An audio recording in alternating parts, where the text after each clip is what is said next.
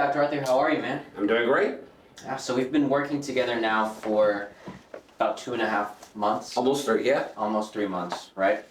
I wanted to do this quick video just to see how everything has been, what's the experience been like, how this has impacted your brand and your practice as well. So, I mean, going back to the beginning, I want to sort of get a good understanding of how your content process was and how exactly that was sort of impacting your business. You know, I know when we started working together, you already have some sort of a social media presence on Instagram, TikTok, YouTube, these sort of things. So I just want to get a good understanding of how that was in terms of, you know, helping out your business, but also in terms of what you were doing. Okay. So I think before we even start there, I think it's important to kind of go, where did I find you? Sure. Okay. Because I actually found you on Instagram. Yeah. Okay. So that's where I actually found you. So the social media presence in today's world is a very important thing. So just like I found you on Instagram, I know that my patients, my potential patients, are looking in these social media outlets. So my content process so many years ago, it was a very random thing. And over time, probably since 2019, 2020 till current, I started having a much more scheduled content creation type of thing. And I've seen the growth rate of both my Instagram, my Facebook, all these various things. Now, the problem that I faced when I reached out to you was that I understand the importance of this. I understand what the importance of frequency of posting is. I understand the importance of quality posting, all of these various things, yet I have a set number of hours in the day. So I wasn't primarily in charge of all of this, and it was something had to give. Yeah. I didn't have the hours in the day to dedicate to my business the way I need to full time and then still do this at the same time. Yeah, yeah. And one thing that I clearly remember, actually, we spoke. I think we had a good conversation the first time we met, we spoke. And then at the end, it seemed like you liked it, and then it seemed like you also had a lot on your plate, right? And so you said, okay, you know what? This is something that I want to do in the future. I've got a lot going on. Does that sound about right? Mm-hmm. Yeah. And then about a couple of days or maybe weeks later, I'm not quite sure what that timeline was, but then you reached back out and said, hey, actually, you know what? Let's get this going. Yeah. What changed or what happened between that time period? So I think first of all, right off the bat, you know, being a small business owner, your business is your baby, right? Yeah. So giving up control of something that's so important as the primary funnel, getting people in, is a very daunting and scary process. So, you know, as I said, you recognize there's a problem, and then you go, okay, I got some data points, this exists, and then you have this kind of, okay, should I do it, should I not do it? Should I do it, should I not do it? And then, so the first thing to do, as I've learned, is I'm a relatively conservative person. I don't just like go jump to doing something. So I said, hey, you know what? Let me kind of munch on this for a few months. My original game plan was to munch on it for a few months, kind of see if I could streamline the process to a point where I could do it myself type of thing. And then very shortly after that, I was like, listen, I've streamlined to the point that I can streamline, and I can try to slice the bagel in 50 different ways. It's just, there isn't enough time for me to do what I want to do. Yeah. And what did that look like for you? So that streamlining up to the point where you could do it, or what exactly was that point? What were you doing? I was doing it all. I was the person responsible for research for new content, like doing social media research, looking at competitors, looking at other people, what's hot, what's trending, then figuring out how to shoot the video. So, I mean, all the way down to like, hey, I look at the video I shot, this sucks, how do I make it better? Go to the camera shop, show the guy, this is the video I shot, how do I make this video better? Okay, and he says, okay, you need this equipment, go buy the equipment, test it, learn it, do all that kind of stuff. Now the audio sucks, okay, how do I make, it was all of that. Then taking all of that raw footage and then going, okay, now I have to learn video editing to put it together. Then teaching yourself how to do titles and, you know, fade outs. And then there's this, that's like the architecture of the video. Then there's that video doesn't mean anything until you appropriately post it, tag it, SEO optimize the post. So there's the process is pretty, it's not a singular thing that you just, hey, how you doing, post, because you're trying to actually achieve something with it. Yeah. And then, after I guess we started working together, how has that sort of changed for you, or what has changed on your end? So I think the stress of having to do all of this has definitely come down immensely, okay? So now the main thing that I need to do is make myself available for shooting sessions. Like we just had a shooting session, make myself available for this, okay? That's the first and biggest thing. So right now, the way that I feel is if I make myself available for this, then boom shakalaka, the basic what's going to happen on Facebook, Instagram, YouTube Shorts, that I've covered the bases. So all I'm responsible for now is if I want more than the basics or something specific and I want to go do that, that's on me, okay? Now, even then, the quality of the videos that have been posted has sequentially kind of gotten better and better and better and better, so that's a thing. And you've been very, I don't know what the word is, but kind of open and amenable to like, hey, let's try this, let's do this. So that portion is also stress off. And you also do a lot of the content research, which that's a stress off. And then you're also looking at the metrics of it. So a lot of these variables have kind of brought the stress level down. I can almost like, hey, it's on cruise control. If there's something else I want to do, I can hit the gas a little bit, but that's on me. Yeah, absolutely. And one of the things I do want to mention that's kind of a caveat, you are kind of an exception in the sense that you already knew what you were doing. You already had something built up on both YouTube and Instagram, which is where the majority of the people are coming from. You really just, I guess, needed to improve that for the business side, but also remove a lot of those things that you were doing on your end. Right. So I think, like, if I have to give advice to somebody, okay, of course, I'm sure that they could probably just come tell you, hey, I want this, and you could give them a full, a la carte service and say, yeah, I'm done. It's okay. But as a business owner, I do think it's important to have at least a basic understanding of how all these things work. Because one of the coolest things about our relationship is because I do have my ear and my heart to the pulse of the business and what's happening.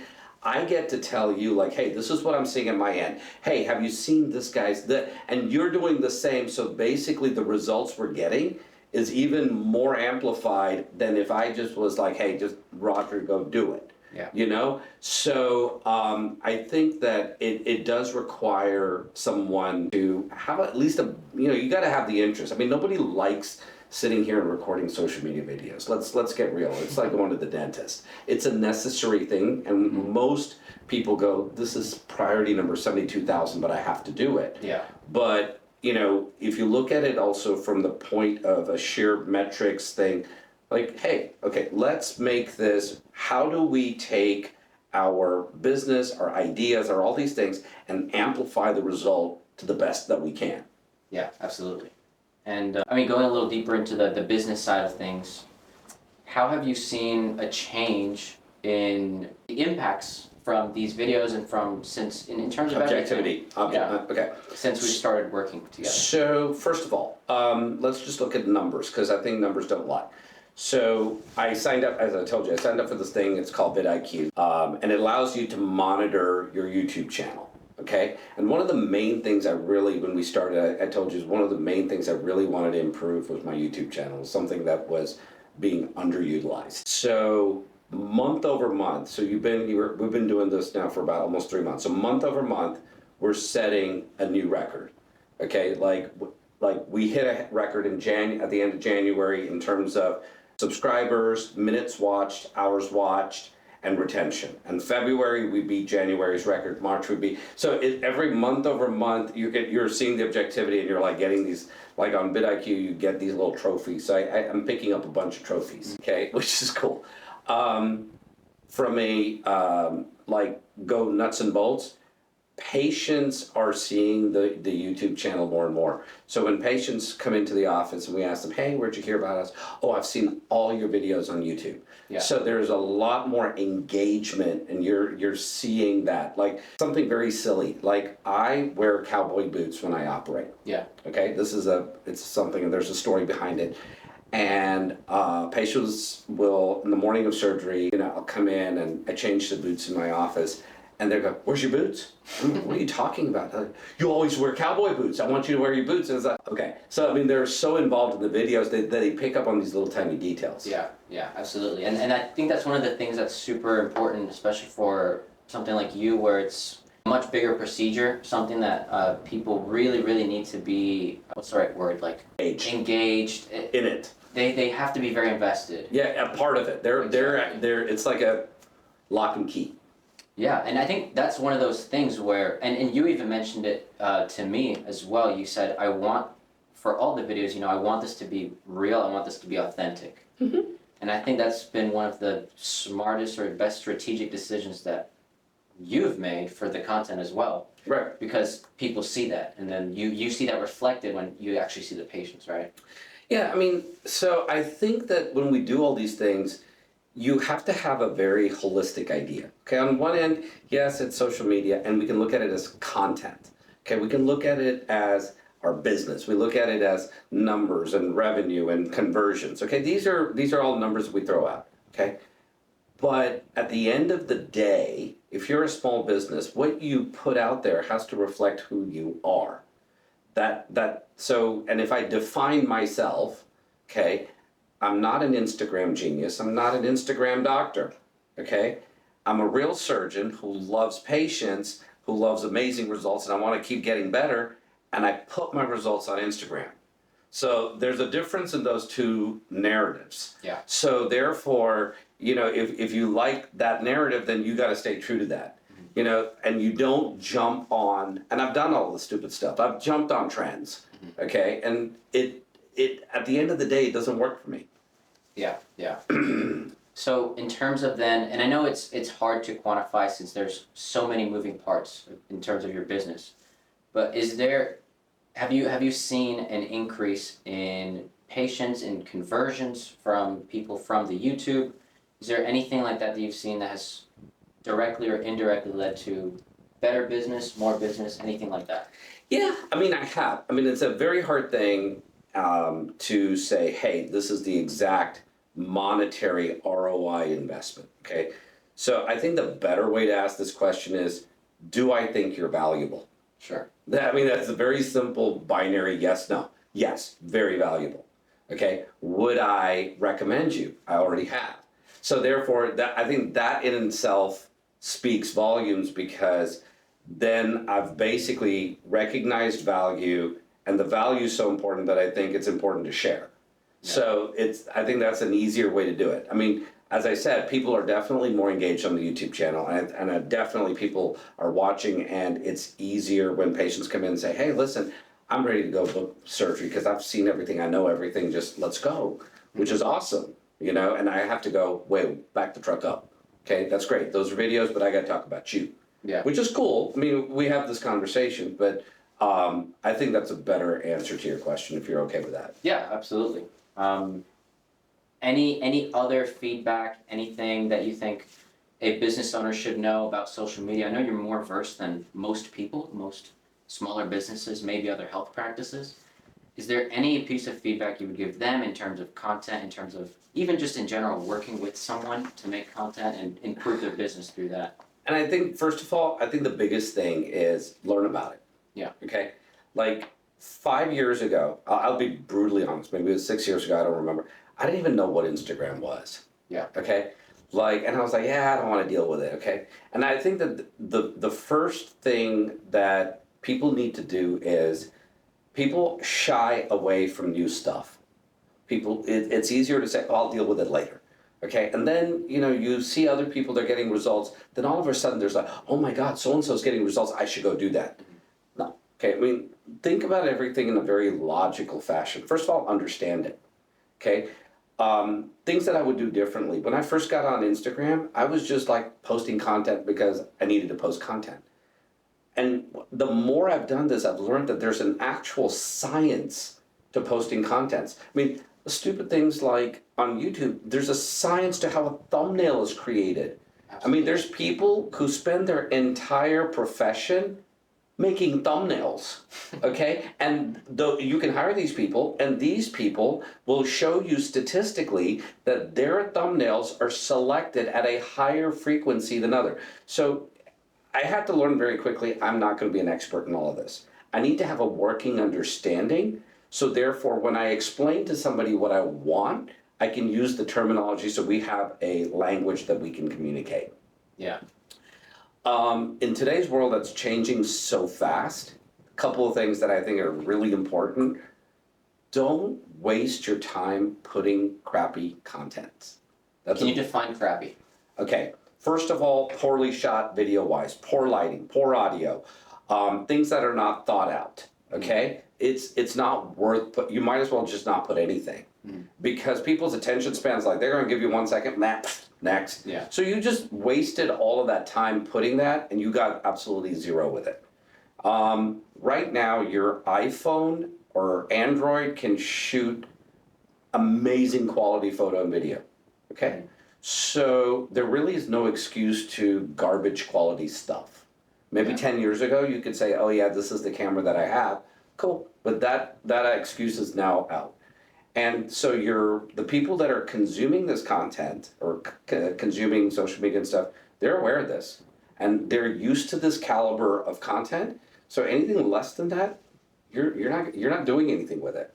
So that's, I think, things that like top 2 or 3 things I would tell business owners. Number one is that you need to at least understand it. Okay, you need to spend some time. I mean, I actually bought a book. I think it's called Instagram and Social Media Marketing for Dummies, the yellow thing, and I read it because I needed to know what the hell this thing is and what's the power of it, you know. And then I read about how do you SEO stuff. But so know the basics, okay? Know that there are professionals who know way more than you, and definitely if you're going to start this process, you either need to like get somebody like you, which is option 1. That's a button. If you say no, I want to really do it myself, you have to invest in equipment and do all these kinds of things to do so that you don't fall into this trap of putting crappy content. Because once it's out there, you've got one opportunity to really highlight what you do and talk to a potential client. You don't want to waste it. Absolutely. Yeah. Well, Dr. Athre, it's been amazing working with you so far. It's been a lot of fun. I've learned so much. My feed is actually now turned into more surgeons and stuff.